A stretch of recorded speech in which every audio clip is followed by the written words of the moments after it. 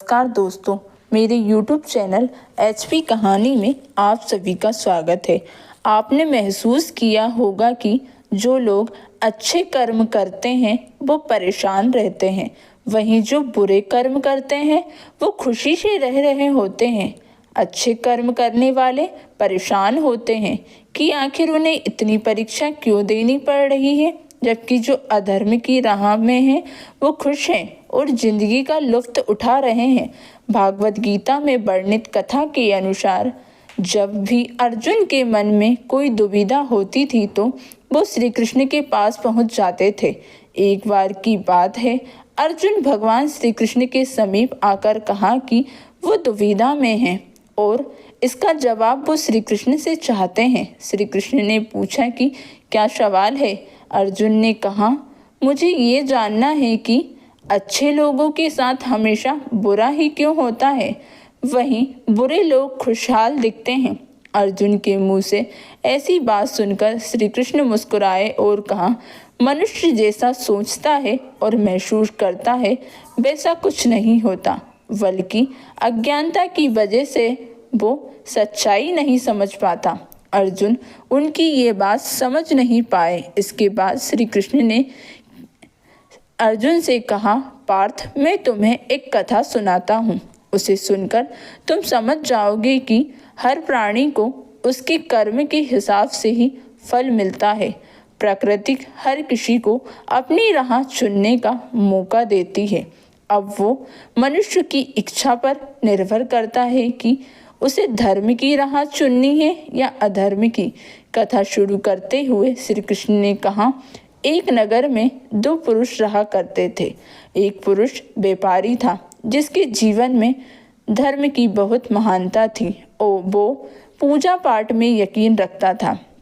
वो हर रोज मंदिर जाता था और दान धर्म भी करता था और हर रोज भगवान की पूजा करता था।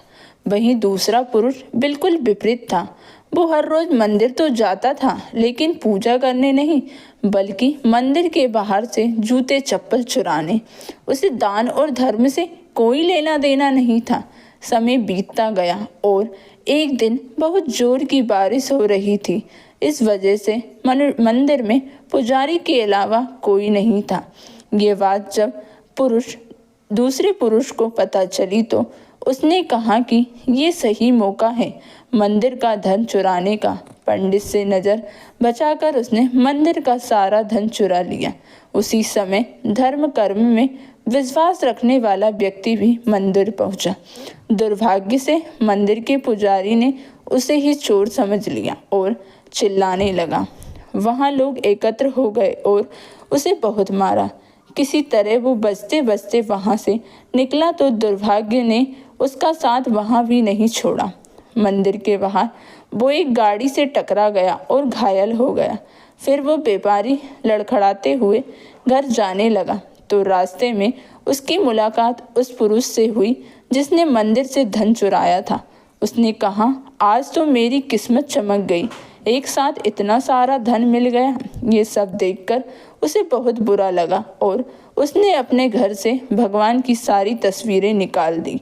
कुछ सालों बाद दोनों ही पुरुष की मृत्यु हो गई।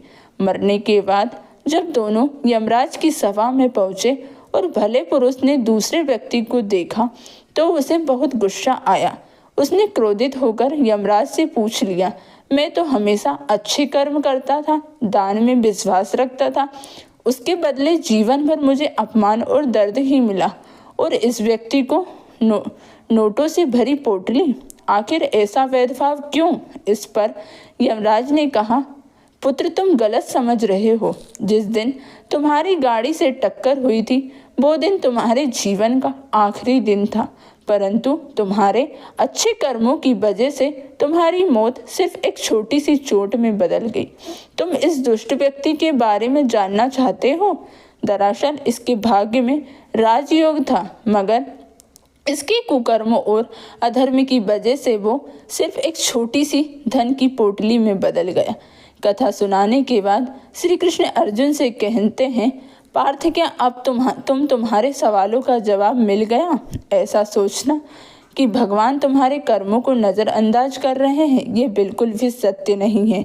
भगवान हमें कब क्या किस रूप में दे रहा है मनुष्य को समझ में नहीं आता, मगर आप अच्छे कर्म करते रहें तो भगवान की कृपा हमेशा बनी रहती है। इसलिए अपने अच्छे कर्मों को बदलना नहीं चाहिए, क्योंकि उसका फल हमें किसी जीवन में मिलता है।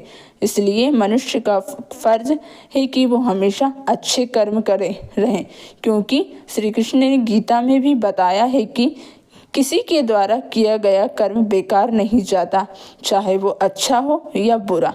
वीडियो अच्छी लगी हो तो प्लीज़ वीडियो को लाइक कीजिए और रोज़ ऐसी ही नई वीडियो को देखने के लिए चैनल को सब्सक्राइब कीजिए। धन्यवाद।